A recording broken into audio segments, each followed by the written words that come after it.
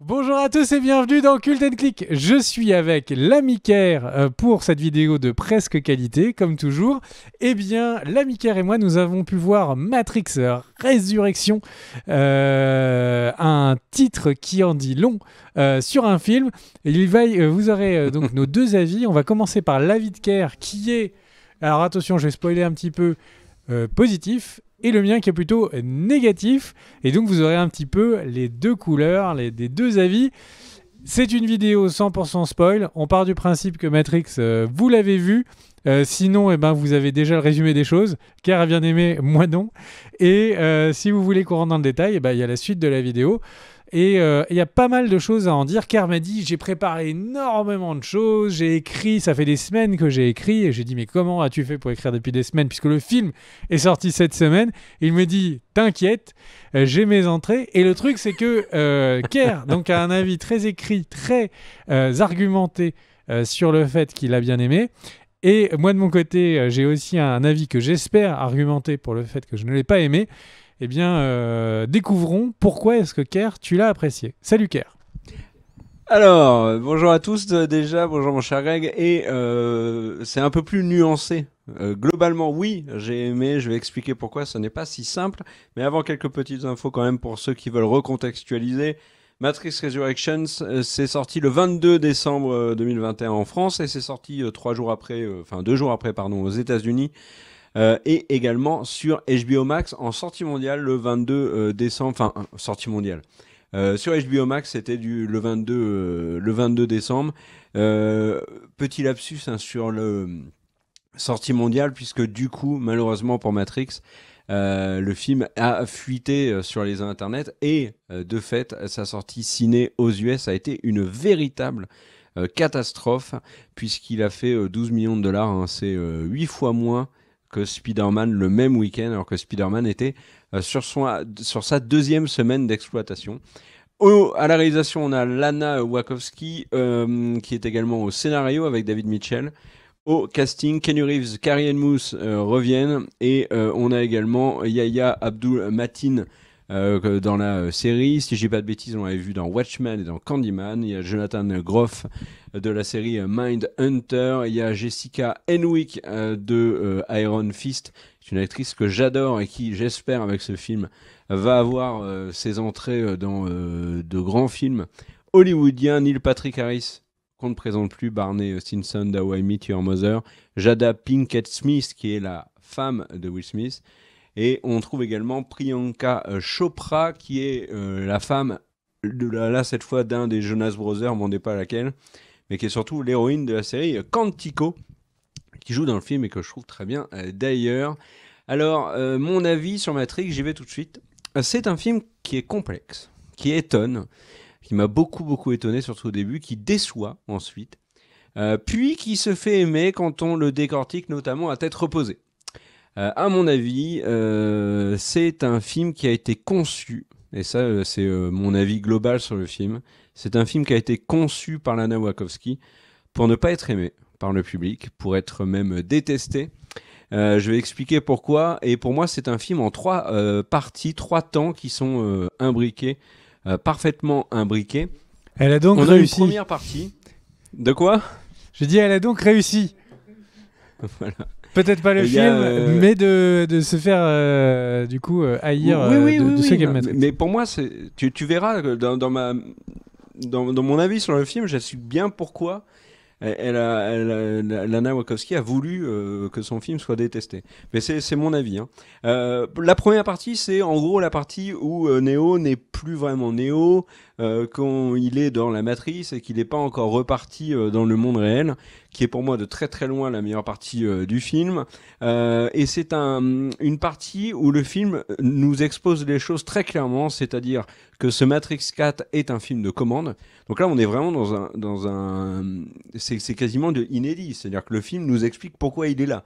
Donc un film de commande, on a plein d'éléments qui font lien avec la réalité. On a d'un côté le producteur interprété donc par, qui est l'agent Smith, qui est un peu beau gosse, hyper heureux, sûr de lui, qui est aux commandes. Et de l'autre côté, on a le créateur, l'artiste, celui qui va faire le film. Donc en l'occurrence, Lana Wachowski Neo, qui lui est en souffrance, qui n'a pas envie de se relancer dans ce jeu sur lequel il est en train de travailler. Ils évoquent le marketing qui est présenté comme le mal absolu. Si vous avez joué à la démo de Matrix Awakens sur PS5 ou sur Xbox aussi, hein, Xbox la dernière, déjà le marketing était présenté comme l'ennemi juré. Il y a plein d'éléments dans cette première partie où en fait on est dans le film, mais le film nous parle de ce qu'est Matrix. Par exemple, le film analyse ce qu'a été le phénomène Matrix. Les développeurs, quand ils essayent de faire la suite du jeu, ils essayent de définir ce qu'est Matrix. Ils débattent entre eux. Il y en a qui aiment, il y en a qui n'aiment pas. Ça débat sans qu'il y ait aucun consensus, sans que finalement personne ne s'écoute. Ce qui m'a énormément fait penser aux critiques rétro que nous avons fait sur la chaîne et où dans les commentaires, ceux qui n'étaient pas d'accord avec nous nous ont couvert d'insultes. Ce qui était bien la preuve que Matrix est un élément qui est une saga qui divise et surtout sur ces deux suites qui provoque un débat passionné et passionnant quand on glisse pas 3-4 mots mal polis dans le lot. Et puis il y a des petites phrases dans le film qui dit voilà le concept même de Matrix, de la volonté des Wachowski à l'époque. Nous avons diverti certains enfants. Par là, donc ça c'est une citation du film. Ils évoquent bien le public qui l'a vu en 99. Il y a plein de choses aussi qui font écho et que j'ai trouvé très pertinent. Par exemple, il y a des échos à la vie de Keanu Reeves. Enfin, moi, je l'ai vu comme ça. Quand Trinity lui demande s'il a des enfants et que Neo dit bah non. Alors, pour moi, j'y ai vu un clin d'œil au fait que Keanu Reeves ait perdu sa femme et son enfant. Voilà, le film te pousse dans cette première partie vraiment à la réflexion. C'est permanent. Au point où le propos qu'il développe est tellement intéressant. Et moi, j'étais sur le cul. Hein. Sur la première partie, vraiment, je me disais, mais si le film reste comme ça jusqu'au bout, on tient un chef-d'œuvre. Le film te pousse à la réflexion tellement qu'en fait, je me moquais complètement de l'action et de ce qui pouvait s'y passer. Tous les trucs avec bugs, etc. J'en avais que faire. Moi, ce qui m'intéressait, c'était ce que le film me racontait. La Matrice, par exemple, elle rend trivial tout ce qui compte. Elle transforme tout en armes. Elle est un peu à l'image de notre société. Ils expliquent qu'elle est codée, qu'on est dans une société de consommation, que la matrice est une société, et à l'image de la société de consommation. Enfin, il y a vraiment plein de choses dans cette partie. Et quand Lana Wachowski a terminé de nous expliquer que ce film Matrix, d'ailleurs, elle le dit très bien dans le film, elle dit « La Warner veut faire ce film ».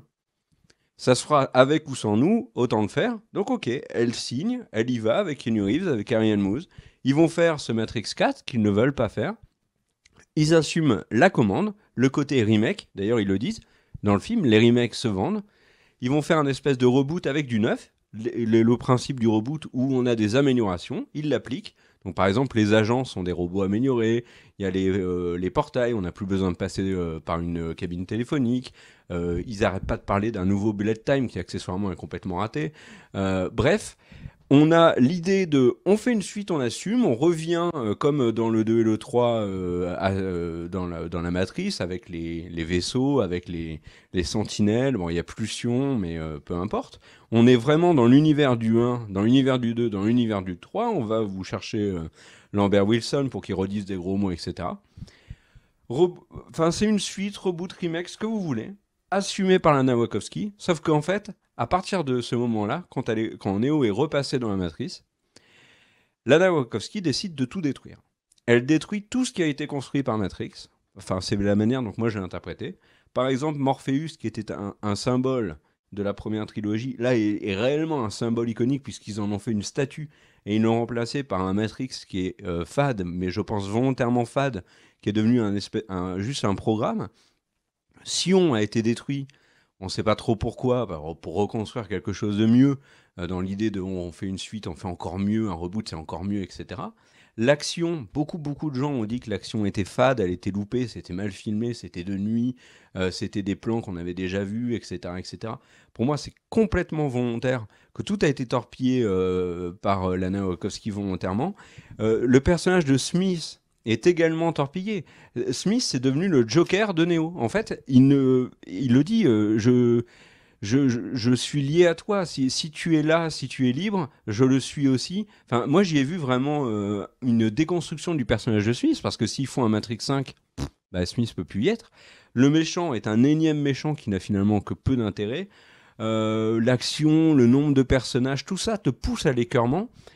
Et je pense vraiment que c'est volontaire. Alors, il y a quelques bonnes idées, tu sais, par exemple, quand on a tous les humains qui sautent sur Trinity et Neo quand ils sont en moto, etc. C'est des plans qui sont plutôt réussis, mais globalement, visuellement, toute cette scène-là, c'est allez, je vais le dire, c'est un dégueulis d'action qui est pas forcément très beau esthétiquement. Et pour moi, c'est Lana Wachowski qui le fait pour déconstruire totalement Matrix, la mythologie Matrix, que le public soit déçu par l'action que propose le film, soit déçu par l'histoire, par ce qu'il raconte. Et la troisième partie, là c'est le pompon, c'est Lana Wachowski qui pour moi décide de filmer ce qu'elle veut. Et ce qu'elle veut vraiment, c'est dire que le cœur de Matrix depuis le début, c'est la relation entre Trinity et Neo, que le plus important c'est l'amour, qu'il y a, j'en discutais avec un ami qui me disait la binarité dans le film est très très présent, le jeu s'appelle Binary, etc., etc. Là, le pouvoir ultime c'est Trinity Neo. C'est un concept que Lana Wachowski veut développer. Elle se fout de l'avenir de Matrix. Elle se fout de la cohérence avec des films précédents. Elle veut juste balancer son propos. Elle clôture l'arc des deux personnages, Trinity et Neo, qui pour moi ne peuvent plus revenir dans la saga. Et je me demande même si la saga peut revenir, parce qu'il y a un vrai rejet du grand public sur la manière dont est abordée toute la seconde partie du film. Et voilà. Et en fait, pour moi, au final, c'est un film qui sait se faire détester pour imposer son message.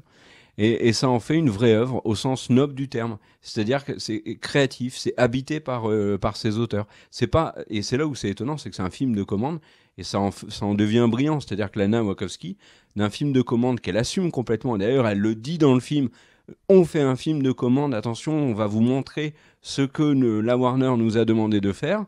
Eh ben, elle a réussi à en faire une œuvre qui est la sienne. Et j'étais perplexe à la fin du visionnage quand j'ai vu certaines critiques crier au génie. J'ai beaucoup réfléchi au film et en fait, oui. Parce que pour ces éléments-là, et c'est vraiment rare qu'un film assume d'être détesté pour être une œuvre à part entière et que le message de l'auteur soit pleinement efficace et perçu par le public si on va au-delà du simple fait que c'est moche, l'histoire tient pas, etc., etc. Donc voilà mon avis. Pour moi, du coup, ce Matrix Résurrection est vraiment un très bon film. Est-ce que j'aurais envie de le revoir? C'est pas dit du tout. Mais c'est un film très étonnant et que je conseille de voir. De toute façon, si vous avez vu cette vidéo, c'est que vous l'avez déjà vu. Ton avis, mon cher Greg? Avant de donner mon avis, je voudrais quand même réagir sur tout ce que tu nous as dit. Le truc, c'est que... Est-ce que je résume bien mais j'ai vraiment peur, si tu peux laisser quand on se voit tous les deux, j'ai vraiment peur que tu sois tellement parti sur ton avis qu'on puisse peu discuter.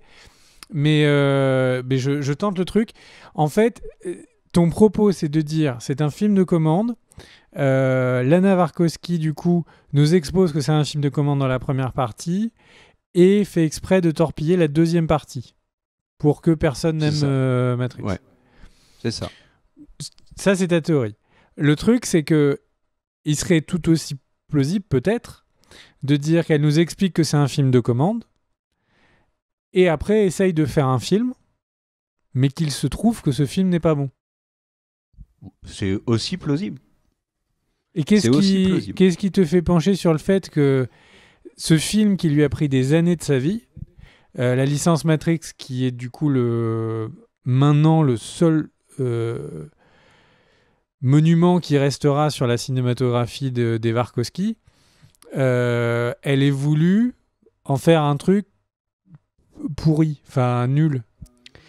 Quelques citations de différents personnages, par exemple Barney Stinson qui dit, alors je crois que c'est lui qui le dit, mais le public adore les suites, et ça c'est sur la fin, tu vois.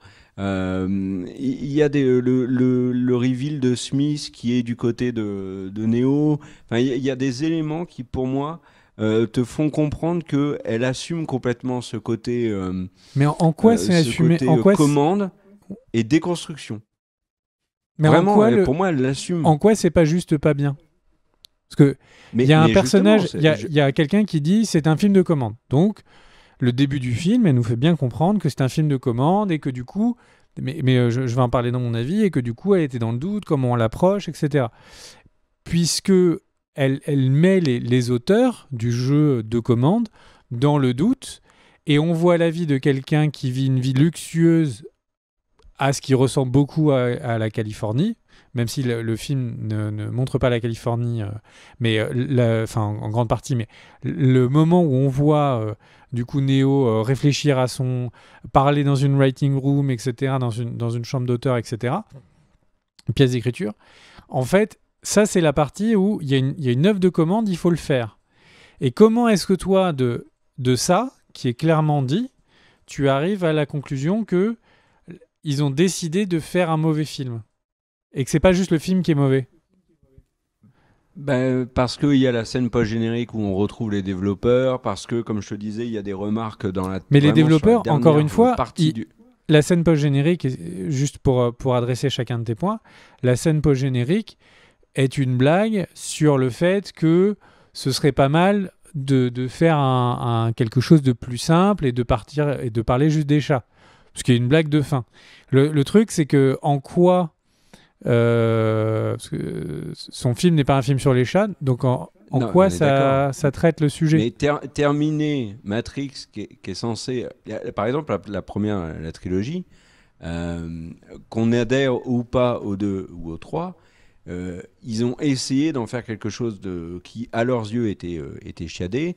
Ils n'ont pas balancé une scène post-générique où tu as des développeurs qui, à la fin, et ça c'est... Techniquement, c'est la dernière chose que les Wachowski vont faire sur Matrix. C'est une scène avec, parce qu'ils ne reviendront pas, c'est une scène avec des développeurs qui parlent de chats. Enfin, la dernière partie manque tellement de sérieux et déconstruit tellement tout ce qui a été fait avant que soit tu as raison et elle a essayé de faire quelque chose et elle s'est plantée de manière monumentale, soit c'est volontaire, et je sens vraiment que c'est volontaire, dans la communication qui a été faite sur le film, sur les différentes interviews, sur la politique de la Warner qui a énormément agacé les créateurs du film, etc. Je ne peux pas croire que c'est juste, ils se sont plantés. Je ne peux pas croire qu'au bout de 4 films, Trinity et Neo partent la main dans la main, in love, avec le pouvoir de l'amour qui contrôle la matrice, les programmes, etc. etc. C'est trop nul pour être plausible. Mais en fait, ce que tu décris là, il y avait un peu les origines du mal dans le 2 et le 3. Le fait que c'était un peu nul, comme tu le décris, c'est juste que, je vais en parler, il y avait techniquement des éléments qui étaient de meilleure qualité, qui font que 2 et 3 est meilleur, je pense, que ce 4. Mais le propos n'était pas forcément plus malin. Il veut sauver Trinity. Moins méta. Quoi ? Là, le propos est très méta. Il y a du double sens dans tout le film, en fait. C'est ça que je trouve intéressant. Et c'est ce côté double sens. Je donne mon avis, comme ça on va réagir dessus. Ouais. Moi, j'ai quand même l'impression que tu veux voir des signes à des endroits qui n'en sont peut-être pas. Ok, donc moi je vais essayer de vous donner mon avis, puis on va essayer de revenir avec Kerr. Bon, très clairement pour moi ce film est très médiocre. Vraiment, il pue la médiocrité de tous les bouts. Vraiment alors mon but ça va être un peu de décortiquer le pourquoi. Y a plein d'éléments qui vont pas du tout. À la fois technique, enfin bref, on va repartir sur un peu tous les points. Déjà, je pense que ce film a le problème de Star Wars 7. En fait, il y a, avec cette vague de films nostalgie où on nous rachète, on paye énormément d'argent pour revoir les très très grosses franchises, pour nous ramener au cinéma, pour nous ramener sur ces plateformes. C'est un film qui est diffusé sur HBO Max. Et en fait, du coup, il faut à tout prix que ce soit des films doudous pour le spectateur. Donc, il faut cocher des cases. Star Wars 7, on avait carrément des pans du scénario qui étaient identiques. Là, on repart exactement sur... Il y a des pans de scénario qui sont identiques. On compare ce film-là, on compare Matrix 1. On retrouve Neo qui est paumé. Au début du film, qui se demande s'il vit vraiment une réalité ou pas. Ensuite, il y a une nana avec un tatouage en lapin qui lui dit viens, tu vas retomber dans le trou d'Alice au Pays des Merveilles. Et le déclencheur est qu'il va retomber amoureux avec Trinity. Et en gros, le truc, c'est que le film n'a que de cesse sur sa première et sa deuxième partie d'essayer en permanence de nous dire, vous vous souvenez ce que vous avez apprécié dans la première trilogie, c'est là. Le premier film qui était génial, c'est là, vous inquiétez pas. Et ça en est au point incroyable qu'on nous diffuse des images des films précédents. Et je ne suis pas en train de dire qu'on est en train de diffuser des souvenirs précédents, je suis en train de dire que des personnages, je suis en train de dire qu'on en met des images des films précédents. Pourquoi je fais cette distinction ? On ne met pas le souvenir qu'aurait Neo de tel ou tel moment, qui du coup, dans le film, là, dans Résurrection, serait avec la même colorimétrie, donc les mêmes couleurs, une manière de refilmer. Souvent, dans ce genre de film, quand il y a un souvenir ou un flashback, on retourne la scène à l'identique. Là, évidemment, ils se sont même pas fait chier. Ils ont pris les films précédents et ils les ont diffusés. Il y a un prétexte, c'était les jeux. Les jeux, quoi, comment, on n'en sait rien. C'est un univers qui, visiblement, n'est pas plus avancé en jeux vidéo que nous. Ils ont à un moment, on voit vite fait Neo qui a un casque de réalité virtuelle qui est complètement actuel comme casque. Donc, de là, imaginer qu'on est en photoréalisme. Bref, donc en gros, c'est vraiment juste histoire d'être une excuse. Et ils se sont pas fait chier du tout. Hein. C'est pas retravaillé, c'est pas retourné. Ils nous ont juste mis des images des premiers films. Donc on a un film qui est prisonnier comme ça de vouloir rappeler la nostalgie de ce moment incroyable où on avait vu ces films si incroyables. Et du coup ça fait que le film est en permanence dans l'ombre de géants et d'un géant. Le premier Matrix est un chef-d'œuvre. Le 2, le 3 sont des films qui sont sympatoches quand on aime l'univers, qui sont bien si on est très fan de kung-fu, voire peut-être même excellent si on prend en considération certains éléments de pure réalisation, hein, vraiment l'enchaînement de plans. Mais là, le film, c'est vraiment un nain juché sur un géant, quoi. On a un film qui donc est vraiment bloqué dans son ombre. Mais je vais y revenir. En fait, le truc, c'est qu'on a ensuite les auteurs qui sont clairement dans cette première partie en train de nous dire bon, alors comment on aborde la problématique de traiter un chef-d'œuvre. Tout le monde a bien aimé ça, d'autres n'ont pas aimé. Comment est-ce qu'on fait ? Et donc, il y a ce côté méta qui dure trop longtemps, accessoirement, où on a bien compris que le scénariste est en train de nous dire, vous savez, Matrix, c'est l'univers de la matrice, quelle est la réalité ? Là, on va faire pareil, on va mixer avec le méta de qui a écrit quoi, etc. Bon, cool, c'est juste que c'est trop long, c'est vraiment, et c'en est chiant. Il y a ensuite le propos du scénario, pour juste commencer à s'intéresser à ça. Le scénario... Smith, mais qu'est-ce que vient faire Smith dans l'histoire ? En quoi Smith est une obligation ? En quoi les personnes qui ont recréé donc le nouvel architecte, le psychiatre, ils seraient allés remettre Smith, qui est donc un virus qui a menacé la matrice ? Voilà, ça commence à devenir complètement n'importe quoi. Il y a, on aurait pu très bien s'arrêter à juste des flashbacks de Smith, un agent, on montre qu'il y a des agents. À quoi il sert ? On ne comprend pas. Il revient, il disparaît. C'est un magicien. C'est un magicien. C'est vraiment... C'est un truc qui sort de nulle part. J'ai envie de dire qu'on a l'impression... Mais c'est vraiment une globalité. Ce film n'est qu'une suite de facilités scénaristiques. Ce serait plus facile que Neo, il ait oublié de voler. Neo, il a oublié de voler. Ce serait plus simple pour le dernier plan que Neo, il se souvienne de voler. Neo, il se souvient de voler. En fait, le truc, c'est qu'on a en permanence ce qui va juste faciliter le scénario de Lana Wachowski. Alors, on pourrait, il y a sans doute plein de raisons à ça. Kerr a sa théorie. Moi, je pense que quand on regarde la filmographie des Wachowski, ils ont su montrer à un moment dans leur carrière une virtuosité incroyable qui n'était pas présente avant, qui n'a fait que s'étioler après. Et du coup, on a vu un pic, on a vu l'apex, on a vu le moment où des artisans étaient incroyables. On a vu leur sommet et ils n'ont fait que en dégringoler. Et c'est juste ça qu'on voit. J'ai pas l'impression que ce film, comme Kerr le dit, c'est pas des gens qui essayent de faire bien. Les costumes ont été travaillés, ils essayent de remettre les mêmes plans, ils essayent d'un peu innover sur le fait qu'il y a il y a la scène des hélicoptères qui a marqué, donc on s'oblige à remettre des hélicoptères qui attaquent Trinity et Neo.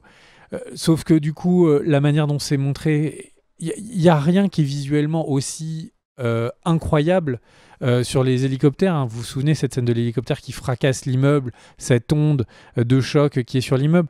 Là, en fait, ils remettent l'onde de choc, mais elle est au fond. Il y a 2 hélicos. Le deuxième hélico, donc le premier se prend un missile. Le deuxième hélico, c'est juste il s'effondre genre dans un tiers en bas de l'image. C'est presque pas lisible. Enfin, on est vraiment sur est-ce que c'est quelqu'un qui pensait tellement maîtriser Alors, Kerr dit qu'il y a certains éléments qui lui font penser que c'est volontaire. Il y a des éléments, moi, qui me font penser exactement l'inverse. En gros, quand on regarde les techniques, quand ils se disent, OK, quand on reprend un film comme Matrix, on se dit, qu'est-ce qui a plu aux gens ? Le bullet time. OK, c'est super, mais c'est quoi la nouvelle méthode ? Qu'est-ce qu'ils vont inventer de nouveau ? Et la réponse, c'est ils n'inventent rien de nouveau. Ils vont faire quoi ? Ils vont... d'ailleurs, le bullet time, qui est un effet de cinéma, est repris par l'architecte juste pour en parler comme un effet de lui, pour dire, moi je me déplace très vite. Et donc, qu'est-ce qu'ils font pour dire le bullet time, c'était un effet où on filmait au ralenti, et ben là on va faire l'inverse, on va filmer donc ce qu'on appelle en longue exposition. Donc vous voyez, c'est des images où on voit des traînées en fait avec les personnages. Alors moi je trouve ça plutôt relativement moche au cinéma, j'ai jamais vu bien utilisé. Et donc en fait on voit qu'il y a une succession logique, c'est-à-dire qu'ils sont arrivés en disant on a filmé avec une très haute vitesse d'image les plans lors de Matrix, on va filmer avec une très basse vitesse d'image certaines scènes. Sauf que je trouve que c'est complètement loupé. Il y a des tentatives, c'est un effet en plus qui est travaillé, ils nous le mettent dans les premiers combats, dans le premier combat avec Morpheus, ils nous en mettent un petit peu, et puis après ils nous en remettent un petit peu pour faire un crescendo, pour que potentiellement notre œil soit habitué quand on a l'architecte ou le psychiatre ou le psychanalyste qui arrive et qui fait son effet. Mais c'est juste loupé, c'est juste moche, c'est juste que visuellement, Matrix était novateur. Alors on en a déjà parlé sur cette chaîne, ils n'ont pas inventé le bullet time, c'était déjà dans des films comme par exemple dans Blade 1, mais le truc c'est qu'ils ont su l'apporter au grand public, ils ont su l'amener, ne pas seulement avoir des effets, mais avoir des effets à des moments où ça portait un propos. Là c'est des effets pour des effets, c'est des effets qui sont travaillés, volontaires, on sent qu'ils ont essayé de plancher, mais qui sont loupés, et globalement on a un film, et j'en reviens, on a un film où tout est médiocre. Les costumes, quand on voit les costumes latex qui étaient voulus comme étant très sadomaso des premiers Matrix, notamment de celui de Trinity, là on a des costumes qui sont encore une fois sur des variantes sadomaso, mais qui sont complètement loupés, qui n'ont pas du tout le travail esthétique que peut avoir les premiers Matrix. À l'inverse, Neo était vu comme du coup c'était The One, c'était l'unique, c'était vraiment l'élu, et donc il devait avoir un costume biblique, et donc ces costumes, et notamment celui dans le 2 puis dans le 3, puisque ça y est, il est l'élu, sont vraiment issus des redingotes et des costumes longs qu'avaient les prêtres, très tenus. Là, on a un costume qui est... C'est quoi? C'est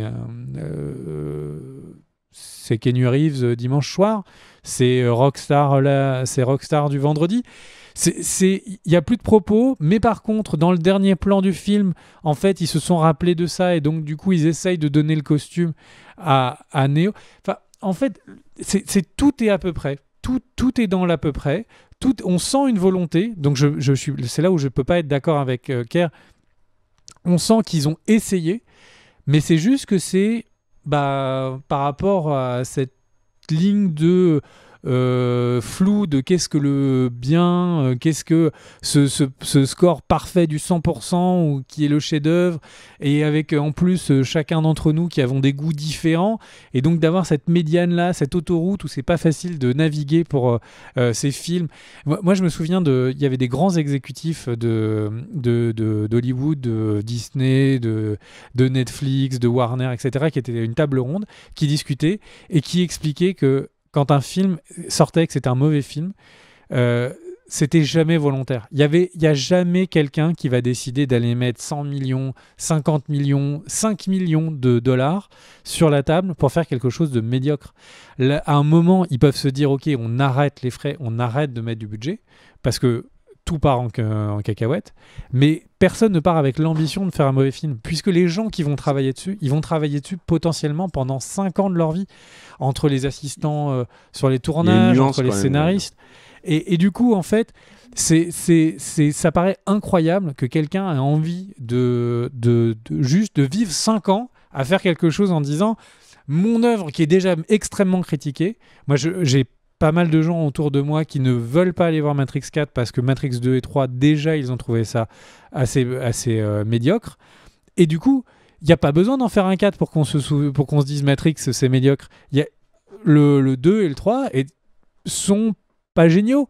Et donc, de vouloir aller faire brûler la vie par les deux bouts en refaisant un chef-d'œuvre, ça aurait été cool. Mais là, c'est un film qui est vraiment dans une réalisation qui... C'est un gros épisode, c'est un gros téléfilm, mais c'est pas un film au cinéma, c'est pas un film qui a la prétention d'aller travailler sur les chefs-d'œuvre, c'est même pas un film qui a la qualité de photo. Pour revenir sur les points techniques, la photo, donc la photo, c'est à la fois la lumière, le travail sur les cadrages. Il y a quelque chose d'épuré, il y a quelque chose de simple et de beau dans les Matrix 1, 2, 3. C'est-à-dire qu'on peut trouver plein de choses, etc. Mais souvent, quand on est dans la matrice, qui se veut pure, qui se veut propre, les positions de combat de Neo, tout est extrêmement propre et clair, tout est extrêmement lisible dans les combats. Là, la photo, c'est quoi le plan qui vous a marqué? C'est quoi les 10 plans qui vous ont marqué? Dans Matrix 1, il y a 10-15 plans qui sont des plans qu'on peut étudier en école de cinéma. Là, c'est quoi les 2 plans qu'on peut étudier en école de cinéma? Il y a les quelques plans dont j'arrive à me souvenir de ce film parfaitement, c'est soit parce que je me suis dit, mais qu'est-ce qui branle? Ou c'est soit parce que je me suis dit, ils sont en train de refaire le premier film. Donc cette scène de l'hélicoptère où ils tirent des balles qui tombent les unes après les autres au ralenti. Et on a les mêmes scènes, mais en moins bien. C'est juste que c'est moins bien filmé. C'est moins impressionnant visuellement. Donc en fait, le truc, c'est qu'on a une photo qui est vraiment approximative. Les combats, je ne vais même pas me lancer là-dessus. Les combats sont extrêmement brouillons. Les combats essayent en permanence de faire un coup d'un des 3 premiers films et en même temps d'avoir une chorégraphie approximative. Enfin, les combats sont vraiment beaufs. Moi, je me souviens d'un Matrix 2 où le film est globalement pas un chef-d'œuvre, mais il y a le combat entre Matrix et Séraphin. Il ouvre une porte, il y a un mec, pouf, ils combattent. Le combat, il est extrêmement clean, extrêmement beau. Là, quel est le combat que vous retenez? Et c'est pas faute d'avoir travaillé, c'est-à-dire qu'ils ont la scène avec Smith, c'est une scène qui a été travaillée, le décor a été volontairement fait en hauteur pour que ce soit pas que en longueur comme sur les autres scènes de Matrix. Elle est faite, sauf la scène du manoir, qui est une des scènes que les Wachowski préfèrent, et une des scènes préférées, si ce n'est la scène préférée de combat de Keanu Reeves. Et donc du coup, ils essayent de retravailler sur cette scène du manoir. Mais derrière, en fait, les sbires était au moins amené, avait au moins un peu un visuel. Là, il ramène des espèces de monstres où globalement on a l'impression et ils travaillent sur le fait que c'est tous des SDF. Enfin, c'est extrêmement chelou. Enfin, bon, bref. Le truc, c'est qu'on arrive vraiment à une succession de... Ils essayent de ramener Smith, qui était donc le combat avec tous les individus. Ils essayent de nous faire pareil en disant non mais en fait, en gros c'est les robots, c'est les IA qui vont faire le swarm et qui vont transformer tout le monde en meute de zombies. En fait, il y a cette volonté de toujours refaire pareil et de tenter des nouveaux effets. Donc c'est pas comme si c'était vraiment juste on fait pareil et on fait rien et on est fainéant. Ils essayent de refaire des nouveaux effets. Ils essayent de trouver des idées. Comme ce sont des personnages décérébrés, le Swarm, bah du coup ils vont se jeter, ils vont se suicider. Cette scène pour que on voit en permanence des gens qui se suicident des buildings, ça pourrait être extrêmement fort visuellement. Pas du tout. Là, c'est presque évidé. Enfin, c'est vite envoyé parce que ce serait un peu malaisant ou parce que. Enfin, bref, il y a vraiment une succession de tentatives, tout échoué ou tout assez médiocre, qui en font un film qui est hyper oubliable. Un film qui est relativement désagréable à regarder. Alors moi, dans les trucs que j'ai trouvé vraiment désagréables sur Matrix, c'est Barney Stinson, How I Met Your Mother. L'acteur est trop marqué, il est trop marqué. C'est un acteur qui fait beaucoup de musical, c'est un acteur dont on sent qu'il a envie de... Je serais pas surpris qu'à un moment dans Matrix, il y a un moment, d'un seul coup, il parte en solo musical. Ça n'a aucun rapport avec le film. On sait même pas pourquoi. Donc, Matrix 2 et 3, le méchant, c'est Smith. Il y a un virus et du coup, les hommes et les machines doivent s'allier. Là, les machines qui sont en contrôle de la matrice, qui peuvent faire tout ce qu'ils veulent avec la matrice, avec l'architecte de la matrice, qui n'a plus besoin de l'élu. Parce que vous vous souvenez, il y avait quand même cette truc de non, mais on ne peut pas juste tuer Neo parce qu'en fait, on va l'utiliser pour reboot Zion. Là, c'est même plus le débat. Ils s'en foutent complètement de rebooter Zion. Zion est détruit. Donc, ils sont en train d'affronter l'architecte. Mais l'architecte et les robots, ils pourraient concrètement, du coup, mettre Neo, le téléporter à un endroit dans la matrice qui est au milieu d'un volcan et l'exploser. En fait, Neo peut faire des trucs qui sont en plus limités, mais eux peuvent faire ce qu'ils veulent aussi. Donc je comprends pas le combat entre le psychiatre et Neo, puisque je vous rappelle, hein, c'est un Neo qui n'est pas capable de voler, donc s'il le téléporte quelque part, c'est foutu pour lui. Je ne sais pas pourquoi Trinity devient une élue, alors que la trilogie principale, c'est Neo, c'est The One, c'est l'élu, il a un costume biblique, c'est grâce à la Trinité qu'il arrive à son pouvoir, mais c'est donc lui. Là maintenant, il y a un propos sous-jacent de ce film qui sort de nulle part sur le fait que c'est quand même incroyable. C'est une IA. L'architecte est une IA du monde des robots, mais qui a des propos sexistes. D'où ça sort? Le robot dit « Ah, les femmes qui sont plus faciles à maîtriser ». Donc en fait, Lana Wachowski crée un méchant qui a un méchant qui est par essence neutre, puisque c'est une IA, donc qui n'est pas censé être raciste, sexiste ou ce que vous voulez, à qui elle donne des propos sexistes pour qu'on soit content que ce soit une femme qui lui éclate la gueule. Mais d'où ça sort? Enfin, d'où ça sort, sauf d'une volonté et d'une facilité scénaristique, pour revenir à ça, pour faire que c'est une femme qui sauve cette fois-ci à l'histoire alors que c'était un homme dans le premier. Ce qui encore est débattable puisque Trinity est celle qui l'amène dans la ville de Rouen, etc. Donc, je ne comprends pas d'où on a... là, c'est vraiment quelqu'un qui a un agenda, qui essaye de nous le passer malgré le fait que ça ne correspond pas à son scénario. Enfin, je suis vraiment dubitatif sur ce film.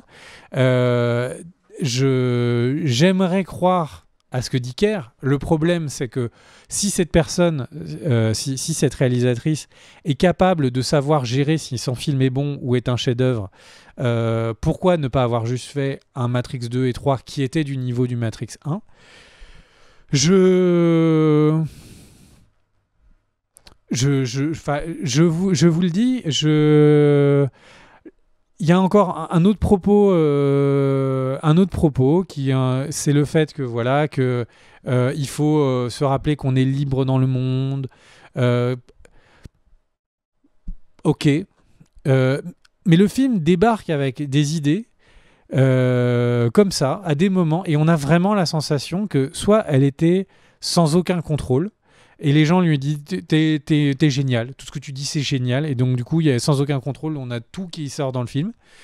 Soit tout est juste mal amené, je sais pas, mais c'est vraiment, enfin vraiment, en fait, comme c'est une licence que j'aime beaucoup, je suis à deux doigts de vous dire c'est nul, mais le film n'est pas nul, il est juste médiocre. En fait, le truc c'est que ce que je me suis dit pendant les crédits de fin, c'est qu'en gros Matrix a révolutionné pendant 10 ans les films d'action. Pendant 10 ans, les films d'action sont arrivés, étaient différents, étaient nouveaux, avaient des nouveaux visuels. On avait eu vraiment un coup de neuf. Les Armageddon, les pics de Dante avaient tous été nettoyés vraiment au Karcher de Matrix. Et là, ce Matrix sort, et c'est lui qui a été complètement nettoyé et insipide, et juste un blockbuster passable. Voilà. Qu'est-ce que tu veux Donc ta Est-ce que tu veux conclusion rejoint la réagir un mienne. petit peu, mon gars? Bah oui, ta conclusion rejoint la mienne. Ils ont fait un blockbuster passable. Et c'est exactement ce que je disais. Donc moi, mon point de vue, c'est que c'est volontaire. Toi, non. Ça, dès le début, j'ai dit que c'était peut-être plausible. Après, tu disais, personne ne fait un film pour qu'il soit mauvais. Je vais pondérer mon propos en disant que peut-être Lana Wachowski a fait ça, a fait le film pour qu'il puisse plaire quand même à une certaine frange du public. C'est pour ça qu'il y a des scènes d'action qui sont quand même regardables. Il y a des nouveaux personnages qui peuvent plaire, comme Bugs par exemple, que le casting a été très soigné, où ils sont allés chercher des bons acteurs. Mais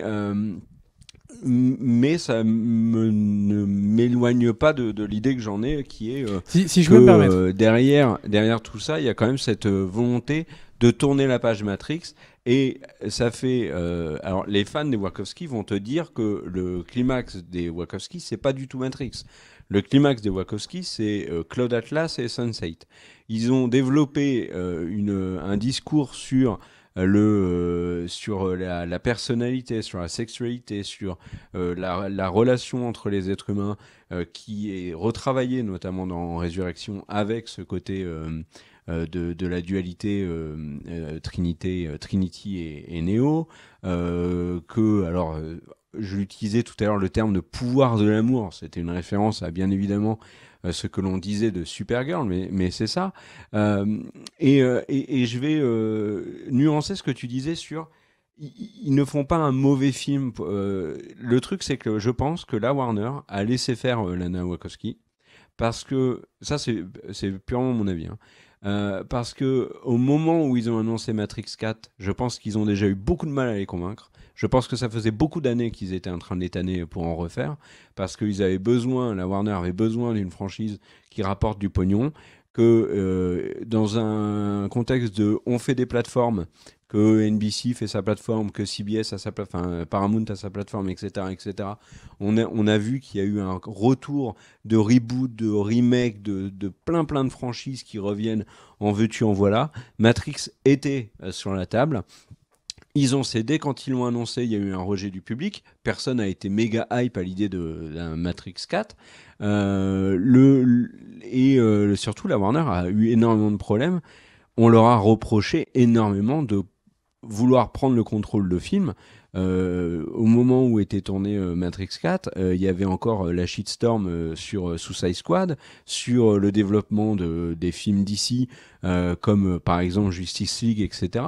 Il y a eu aussi sur la fin, la post-prod de Matrix 4, un contexte très particulier avec le Covid, et surtout le fait que la Warner sorte ses films sur HBO Max. Ça avait créé énormément de problèmes, avec Nolan qui est parti, avec Denis Villeneuve qui a craché sur la Warner quand Dune est sorti. Et là, sur Matrix, on n'en a pas entendu parler. Moi, il y a un truc qui m'a sidéré.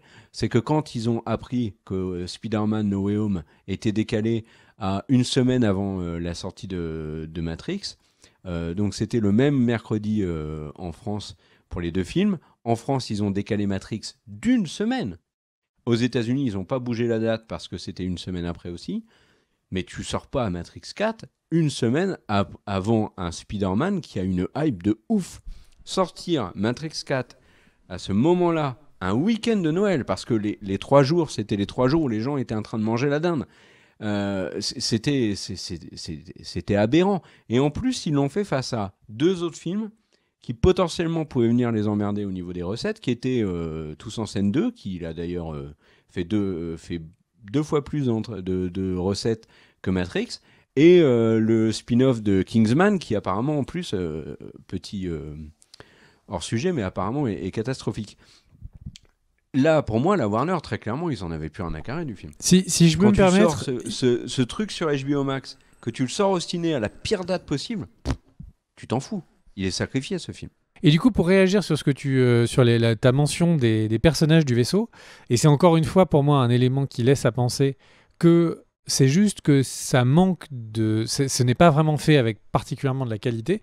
En gros, le truc, c'est que ils essayent, ou elle essaye, d'introduire des nouveaux personnages qui ont des looks, qui ont des qui ont des qui ont des caractères, tout le vaisseau quand ils lui sont présentés, c'est pas juste des figurants dans le coin. Ils lui disent c'est un néologiste, c'est quelqu'un qui fait ça, elle c'est une botaniste. Enfin, il y a beaucoup de personnages qui nous sont présentés, accessoirement beaucoup de personnages qui nous sont présentés en disant elle fait ci, elle fait ça, puis on n'entend plus jamais parler d'eux.